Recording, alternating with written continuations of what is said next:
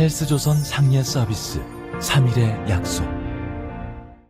네, 여러분 안녕하십니까. 문재인 대통령이 엊그제 이렇게 말했죠.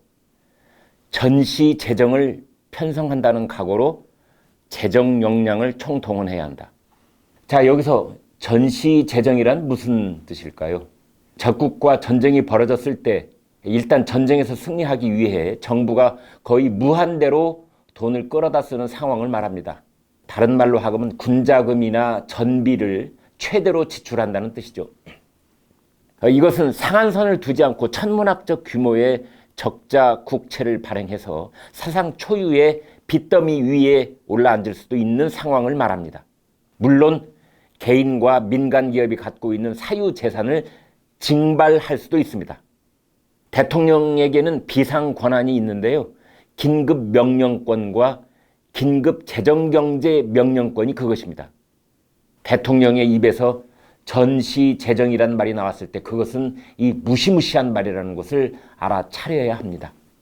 코로나 사태는 한 번도 보지 못했던 4.15 총선 결과에서 끝나지 않을 것입니다. 지금부터 진짜로 한 번도 보지 못했던 일들이 벌어질 수 있습니다. 민주당 김태년 원내대표는 대통령의 말씀을 받들어서 어제 이렇게 말했습니다. 가족 중에 아픈 사람이 있으면 빚을 내서라도 살리고 봐야 한다. 빚은 건강을 회복한 다음에 갚으면 된다. 김 대표의 말은 반절은 맞고 반절은 틀렸습니다. 그가 말한 가족 중에 아픈 사람은 사실은 암 환자입니다. 암 환자가 억지로라도 영양을 섭취하고 음식을 많이 먹는 것은 수술을 받고 항암 치료를 받기 위해서 체력을 보강하려는 것입니다. 그런데 지금 정부와 집권 여당은 규제 개혁과 구조 조정 같은 수술을 받을 생각은 없고 먹이기만 하려는 모양새입니다. 대통령과 여당 원내대표의 생각은 빚을 내서 경제를 살리자 이렇게 요약할 수 있는데요. 영화 기생충에 나오는 송강호 씨네 가족을 보는 것 같습니다. 급기야 좋은 채무론 이런 말까지 나왔습니다. 빚에는 나쁜 빚도 있지만 국가 재정을 건전하게 만드는 좋은 빚이 있다는 것입니다. 그런데 제 귀에는 마치 정부가 이렇게 말하는 것 같습니다. 국민 여러분, 한국 정부가 드디어 세계에서 처음으로 몸에 좋은 담배를 만들었습니다. 국민 여러분, 하루에 2갑씩 공짜로 드릴 테니 마음껏 피십시오. 기업의 공장 기계가 멈춰 섰는데 공장 부지를 담보로 빚을 내서 주주들에게 몇 푼씩 뿌리고 있는 꼴입니다. 기계부터 돌려야 하고 팔로부터 개척해야 하지 않겠습니까? 정권은 5년짜리 바지 사장이지 절대 오너가 아닙니다. 오너는 국민입니다. 바지 사장이 1, 2차 추경으로 나라 빚을 24조 원이나 끌어다 쓰더니 이제 3차 추경으로 다시 40조 원 빚을 내려고 합니다. 그 빚은 바지 사장이 책임지는 게 아닙니다. 바지 사장은 이제 2년 뒤면 나 몰라라 하고 회사를 떠날 것입니다. 그 빚은 오너인 국민과 그 후손들이 두고두고 갚아야 합니다. 바지 사장과 그 추종자들은 지난 총선 때 빚을 내서 돈 뿌리는 효과를 톡톡히 경험한 뒤끝이어서 그런지는 몰라도 요즘은 과거사 뒤집기에 재미가 들렸습니다. 한명숙 사건 뒤집기, 칼기 폭파 사건 뒤집기, 삼성전자 이재용 재판 뒤집기 등등을 선보이고 있는 중인데요. 급기야 부관 참시라고 하는 동작동 국립묘지 뒤집기에 나서고 있습니다. 만일 반일 프레임에 한 번 더 불붙일 요량으로 국립묘지를 파묘한다면 올해가 경자년이니까 그것은 경자사화 그렇게 불러도 될 것입니다. 이제 6월이 되어서 슈퍼 여당이 21대 국회를 시작하면 본격적으로 헌법 뒤집기를 보게 될 것입니다. 헌법 전문에 5.18도 집어넣고 자유민주주의에서 자유도 삭제할 것입니다. 토지는 우리 모두의 것이라는 토지 공개념, 기업의 이익은 함께 나눠 가져야 한다는 이익 공유제도 등장할 것입니다.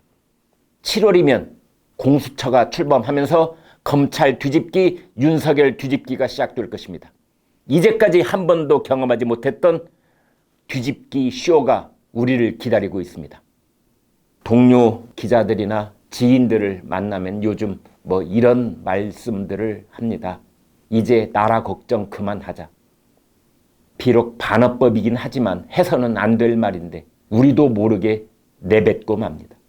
김정은의 핵무기 그대로 두면 절대 안 된다. 나라 빚 마구 쓰면 절대 안 된다. 아무리 피를 토하듯 충언을 해도 바지 사장은 들은 척도 안 하니 이제 그런 일일랑 관두고 개인 행복이나 찾자는 자조 섞인 말씀드립니다. 쓴 소주잔을 부딪히면서 개인 행복, 개행 뭐 이렇게 외쳐보기도 하지만 뒷맛은 영 씁쓸합니다. 나라 안보? 여러분은 이제 걱정 그만하시라고 말씀드리고 싶습니다. 그거 책임지라고 군인이 있고 국방 예산이 있지 않겠습니까? 국방 예산의 3분의 1 이상이 인건비입니다. 장교 인건비가 한 해에 4조에서 5조 원쯤 됩니다. 부사관 인건비는 그보다 조금 더 많고 사병 인건비는 그보다 훨씬 적습니다. 어찌됐건 여러분의 세금으로 그분들에게 봉급을 지불하고 있으니 여러분은 걱정을 좀 내려놓으시라고 말씀드리고 싶습니다. 나라 안보, 나라 경제가 걱정이십니까? 더 넓게 보면 우리나라 공무원이 170만 명쯤 되고 그들에게 들어가는 인건비가 80조 원이 넘습니다. 모두 여러분이 내시는 세금으로 충당하는 돈입니다. 그러니 여러분은 걱정 그만하시라고 말씀드립니다. 다음 주면 21대 국회가 개원하는데요. 국회의원 한 명이 4년 동안 총 34억 원 나라 예산을 갖다 습니다. 국회의원 한 명이 한 해에 8억 5천만 원을 쓰는 셈입니다.